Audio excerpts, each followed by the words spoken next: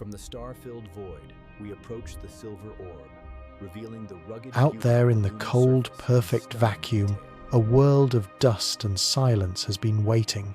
For more than half a century it has hung in our night sky, a silent witness. Its surface, a library of cosmic history, has seen no new human footprints. The flags planted by a previous generation stand frozen, their colors bleached by unfiltered sun. The final rover tracks from Apollo 17 are preserved in the regolith, a ghost of a presence that promised a new age but then retreated into memory. The great tranquility of the lunar seas returned, disturbed only by the occasional meteorite. Humanity, it seemed, had touched the heavens and then decided to remain earthbound, tethered by gravity, by economics, by a shift in collective will. The grand celestial voyages of our youth became stories, artifacts in museums. The dream of a permanent foothold on another world receded into the realm of fiction. We built space stations in our own backyard low Earth orbit, a remarkable achievement, yet still a glance over the garden fence, not a journey into the wilderness. The vast deep ocean of space between worlds remained an untraveled expanse. But silence, no matter how profound, can be broken. A promise, no matter how long deferred, can be fulfilled. A new sound is building on the coast of Florida, a vibration that echoes the past but heralds a profoundly different future. It is the sound of assembly of engineering of a species preparing to leave the cradle once more. A date has been etched into the calendar, a waypoint in the story of exploration, February 2026. This is the moment the quiet ends. This is when the comeback begins. This is the story of Artemis 2, the mission that carries more than just 4 astronauts. It carries the accumulated ambition of 50 years of waiting, the weight of a legacy, and the key to unlocking humanity's multiplanetary destiny. It is the first step in a dance that will take us back to that silver sentinel, not for a fleeting visit, but to stay, to build, to learn, and to reach further. This is not merely a return, it is a reinvention. To comprehend the sheer magnitude of this endeavor, one must first look at the machine. It is a titan of fire and ambition, a structure so colossal it defies everyday comparison. The Space Launch System, or SLS, is not merely a rocket, it is a monument to propulsion. Standing taller than the Statue of Liberty, it is the most powerful launch vehicle ever constructed by humankind. Its creation was a saga of immense complexity, a challenge that pushed engineering to its absolute limits. A new chapter begins. Imagine a skyscraper not designed to remain static against the wind, but engineered to leap off the planet with the controlled fury of a contained star. At its heart is the colossal core stage, an immense orange cylinder over 200 feet tall. This is not simply a fuel tank. It is a sophisticated thermos holding more than 700,000 gallons of super-chilled liquid hydrogen and liquid oxygen. These propellants are cooled to temperatures so extreme they exist on the edge of physical states, colder than the most frigid night in Antarctica, a breath away from absolute zero. Keeping these volatile elements stable and ready to unleash their power is a marvel of materials science and insulation. Bolted to the sides of this central spine are 2 solid rocket boosters. These white pillars are the true engines of initial ascent, the source of the overwhelming power at liftoff. Each is a controlled explosion, a 14-story tube packed with a rubber-like solid fuel. When ignited, they will burn through 6 tons of propellant every single second. The energy they release is staggering, providing more than 75% of the vehicle's thrust for the first 2 minutes of flight, the critical period of breaking free from Earth's thickest atmosphere. The acoustic shockwave from their ignition will not be a simple roar. It will be a physical force, a crackle that rips through the air and pounds against the chests of onlookers miles away. And at the base of the orange core stage, a quartet of legends awaits their final performance. 4 RS-25 engines, the most efficient and sophisticated liquid-fuel rocket engines ever built. These are not new creations, they are veterans, each with a storied past.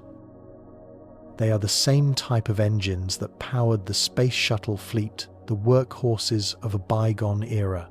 Lovingly removed, refurbished, tested, and upgraded with modern computers, they represent a tangible link between two chapters of human space exploration. They have already tasted the edge of space, and now they are called to serve again to push a new generation of explorers beyond the old frontiers. To visualize the launch, one must picture a symphony of barely controlled chaos. The sequence begins with the 4 RS-25 engines igniting in a staggered, rapid succession, building up to a combined thrust of over 1.5 million pounds. For a few agonizing seconds, the entire 300-foot stack will strain against its hold-down clamps, a chained giant testing its bonds as computers verify that every engine is performing perfectly. Then, with everything confirmed, the command is sent to light the solid boosters. Ignition is instantaneous, a flash of pure energy that vaporizes the sound-suppressing water deluge system. The hold-down bolts sever with explosive charges, and the journey begins. The ascent is a brutal, beautiful ballet of physics. In just 2 minutes, the solid boosters will have expended their fuel, their task of punching through the densest part of the atmosphere complete. They will detach and fall away into the Atlantic, their thunderous voice fading. The core stage, now lighter, will continue to accelerate its RS-25 engines burning for another 6 minutes. The vehicle will climb, pitching over onto its back, pushing its precious cargo faster and faster to a velocity where the sky turns from blue to indigo to the pure black of the void. 8 minutes after leaving the ground, the core stage will exhaust its fuel. It too will separate, destined to burn up harmlessly upon re-entry. From the maelstrom of fire and sound, a single, smaller craft emerges, coasting in the silence. This is the Orion spacecraft atop its own interim propulsion stage. It is not yet free. It is in a temporary parking orbit, a stable lap around the Earth. But this is where the real voyage to the moon is set to begin. The rocket has done its job. It has been the arrow. Orion is the arrowhead, now flying on its own. This incredible structure, this tower of propulsive, might serve one purpose: to give one small capsule enough energy to escape the deep gravity well of our home world. It is the ultimate act of throwing something so hard it breaks the chains of planetary physics. Inside that capsule, shielded from the violence of the ascent, will be 4 human beings. Their vessel, the Orion, represents a paradigm shift in spacecraft design. It appears reminiscent of the Apollo command module, a familiar conical shape, but this is a superficial resemblance. Beneath its skin lies a machine of unparalleled sophistication, designed not for the relative safety of Earth orbit, but for the harsh, unforgiving environment of deep space. It is a lifeboat, a habitat, a transport, and a re-entry vehicle, all in one. Think of it as a small, self-contained world. Its life support system must be a closed loop of remarkable efficiency. It must scrub the carbon dioxide breathed out by the crew, replenish the oxygen, manage humidity, and maintain a perfect atmospheric pressure for the 10-day duration of the mission. Unlike the International Space Station, which receives regular supply shipments, Orion must be entirely self-sufficient, a sealed biosphere traveling through a vacuum. Every drop of water is recycled, every watt of electricity precious. This electricity is generated by its crucial companion, the European Service Module, a cylindrical section attached to the back of the capsule. This is the powerhouse and engine room. Its 4 distinctive solar array wings, once unfurled, span 62 feet. They are designed to articulate, constantly tracking the sun to gather maximum energy as the spacecraft tumbles and orients itself on its long trajectory. The service module also contains the primary propulsion system for the voyage, an engine that will perform the critical burns to fine-tune its path and, most importantly, to come home. It holds the tanks of propellant, the radiators, to shed excess heat into space and reserves of air and water. This component is a testament to international collaboration, a symbol that this new lunar endeavor is not a race between nations, but a cooperative venture of the human species. But perhaps the most critical piece of technology on the entire spacecraft is its heat shield. Measuring 16.5 feet in diameter, it is the largest of its kind ever fabricated. Its purpose is deceptively simple: to protect the crew during the final fiery return to Earth. The physics of this re-entry are unlike anything experienced by spacecraft returning from low Earth orbit. Orion will not just be falling back to Earth, it will be slamming into the atmosphere at a speed of nearly 25,000 miles per hour, or 7 miles per second. This is called a lunar return velocity, and the energy that must be dissipated is immense. Imagine a meteorite, an object from deep space, blazing across the night sky. The spacecraft will become, for a few terrifying minutes, an artificial shooting star.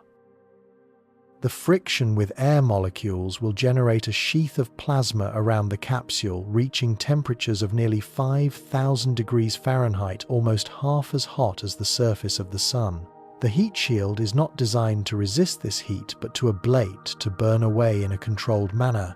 Its layers of a proprietary material called avcoat char and flake off, carrying the intense thermal energy away with them.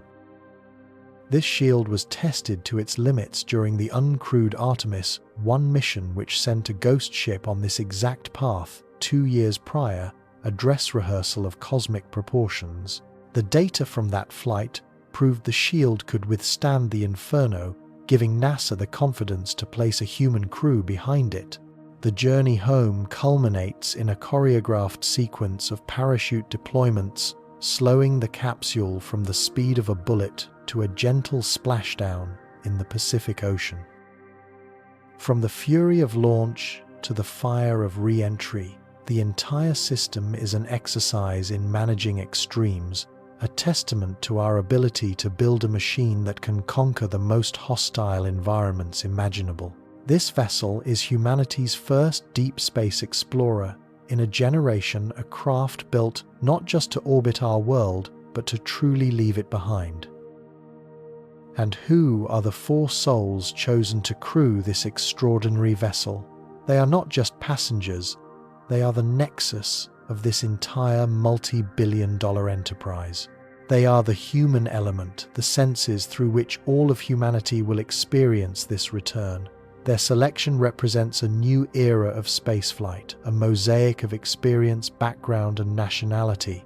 Commanding the mission is Reed Wiseman, a seasoned US Navy test pilot and veteran astronaut. He has experienced the unique perspective of living aboard the International Space Station, but this expedition will take him 1,000 times farther from Earth than he has ever been before. His role is one of ultimate responsibility, the steady hand guiding the ship through the void. The pilot is Victor Glover, another decorated naval aviator, and the first African-American astronaut to live on the space station for a long-duration mission. His presence on Artemis 2 is a powerful symbol of progress, a reflection of NASA's commitment that the future of exploration will be more inclusive than its past. He will be the first person of color to ever leave the cradle of low Earth orbit and venture toward the moon. His hands will be on the controls, his eyes on the systems that keep his crewmates alive. Christina Koch is a mission specialist, an engineer, and a record holder. She holds the title for the longest single space flight by a woman, having spent 328 consecutive days in orbit, pushing the boundaries of human endurance. Her expertise in science and systems will be invaluable, but her journey also carries deep significance.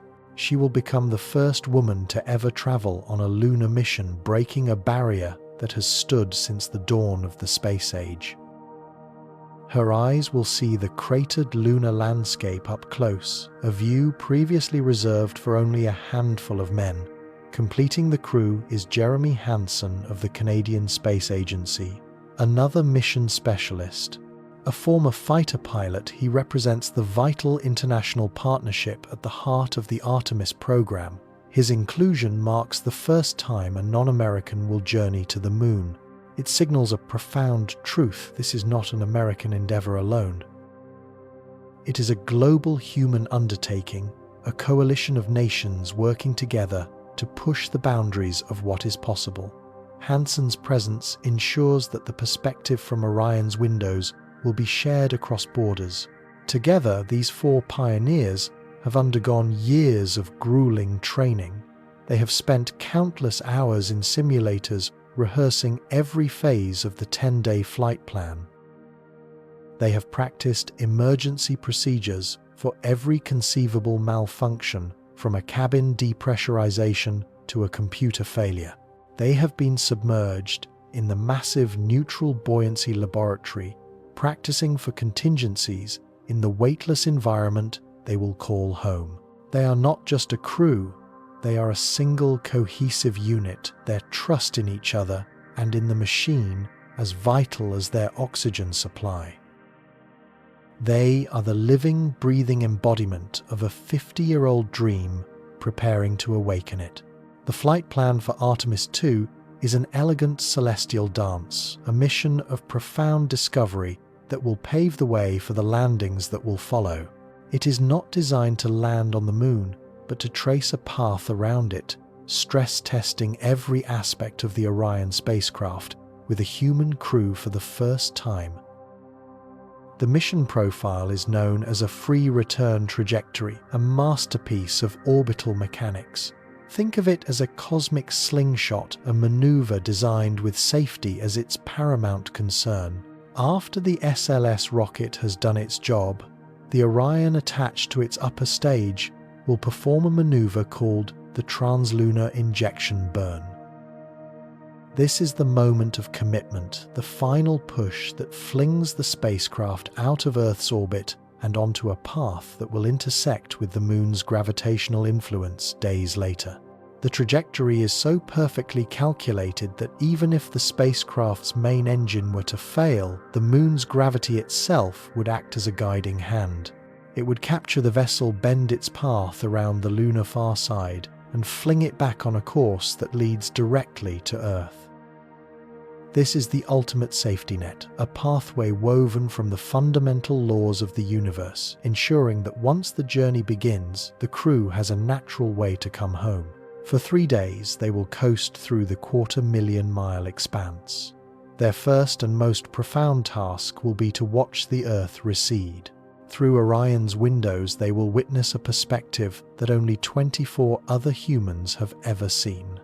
Our planet, our vibrant, chaotic, life-filled home will shrink. The distinct shapes of continents will blur into a swirl of blue, white, and green. It will transform from a world into a marble, a precious blue dot suspended in an infinite blackness. This is the overview effect, a cognitive shift in awareness reported by astronauts, a profound, humbling realization of the fragility and unity of our home world.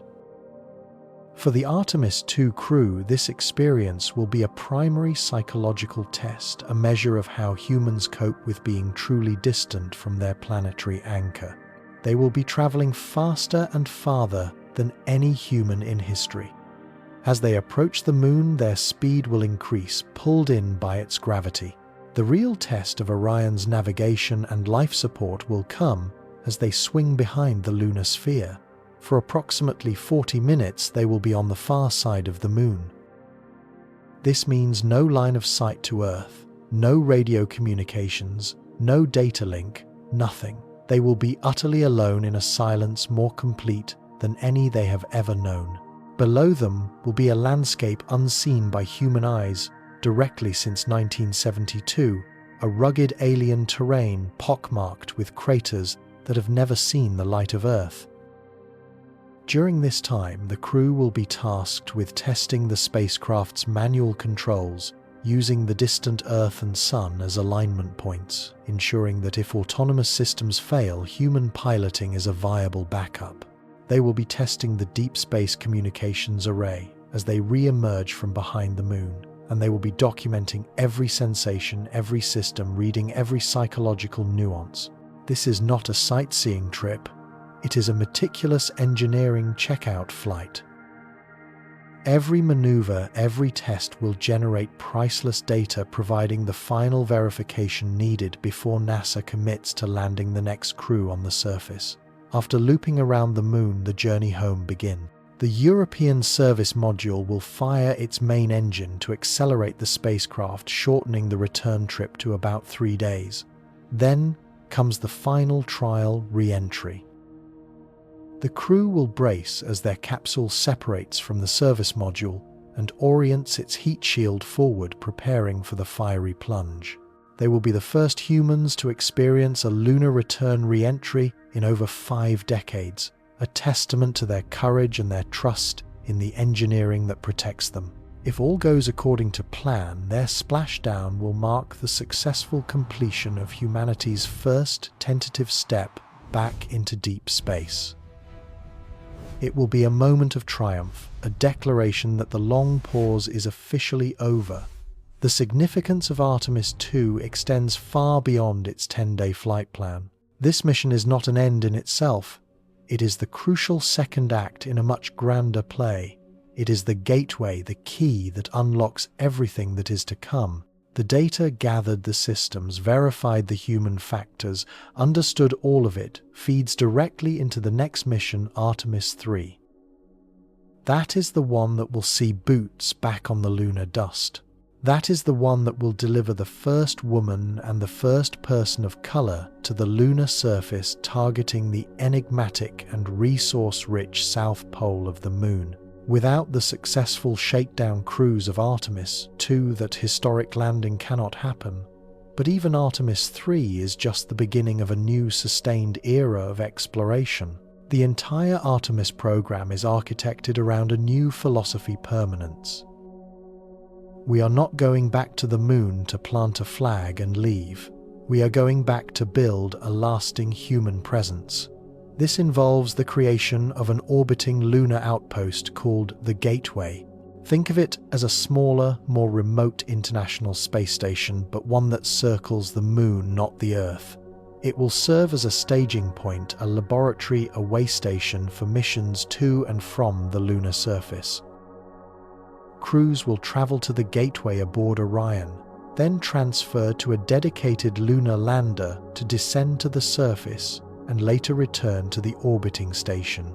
This infrastructure is what transforms exploration from a series of daring sprints into a sustainable long-term marathon.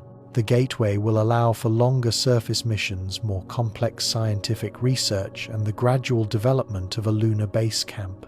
The focus on the lunar South Pole is strategic. Shadowed craters in this region have been found to contain vast quantities of water, ice, a resource more valuable than gold in the vacuum of space. This ice can be harvested and broken down into its constituent elements: oxygen for breathing and hydrogen for rocket fuel. The Moon could become a refueling station, a cosmic gas station that makes the economics of traveling deeper into the solar system profoundly more viable. This is the long-term vision. Artemis II is the mission that makes it all possible. It is the foundational flight that proves the transportation system, the SLS rocket and Orion spacecraft, is safe and reliable. It re-establishes a human capability that has been dormant for 50 years. It inspires a new generation of scientists, engineers, and dreamers.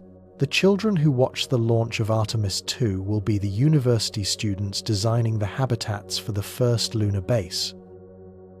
They will be the geologists analyzing lunar ice cores and the astrophysicists building telescopes on the far side of the moon shielded from Earth's radio noise. They may even be the astronauts who take the next giant leap from the moon to Mars. This is the ultimate goal that quietly underpins the entire Artemis program. The moon is a proving ground. It is a harsh nearby environment where we can learn the skills we will need to survive on a world far more distant and unforgiving. We will learn how to build habitats that can withstand extreme temperature swings and radiation. We will learn how to extract and utilize local resources, a practice known as in situ resource utilization. We will learn how to cope with the physiological and psychological challenges of living on another celestial body for extended periods. Every lesson learned on the moon is a direct deposit into the bank of knowledge required for a human mission to Mars. A journey to Mars is not a 10-day trip, it is a 3-year endeavor. We must first learn to live and work sustainably in our own celestial backyard before we can venture into the vast wilderness of interplanetary space. And so, as we look toward that date in February 2026, we see more than just a rocket launch. We see the culmination of decades of tireless work by hundreds of thousands of people across the globe. We see a machine of unprecedented power and a vessel of remarkable sophistication. We see 4 brave explorers representing the best of a global human family ready to venture further than anyone has in their lifetimes. We are witnessing the end of a long period of quiet introspection and the beginning of a new age of outward expansion. It raises profound questions about our place in the cosmos. Why do we do this? Why do we spend immense treasure and take enormous risks to send a few individuals to a barren rock in the sky? The answers are as complex as the engineering itself. We do it because exploration is encoded in our DNA, an innate drive that has pushed us over every mountain and across every ocean on our own planet. We do it for the scientific discovery to unlock the secrets of our solar system's formation that are preserved in the ancient lunar soil. We do it for the technological advancement as the solutions developed for spaceflight invariably find their way into our daily lives, improving medicine, materials, and computing. But perhaps most importantly, we do it for perspective. When we see our world from afar floating and fragile in the void, our terrestrial squabbles and divisions seem to shrink in significance. The act of leaving home reminds us of what we share of the single precious biosphere that sustains us all. Artemis 2 is not just a mission to the moon, it is a mission that holds a mirror up to Earth. It is a reminder of what we can achieve when we aim high, work together, and dare to be bold. The silence on the moon is about to be broken, not by the roar of an engine, but by the renewed pulse of human curiosity. The comeback is here, and it is only the beginning.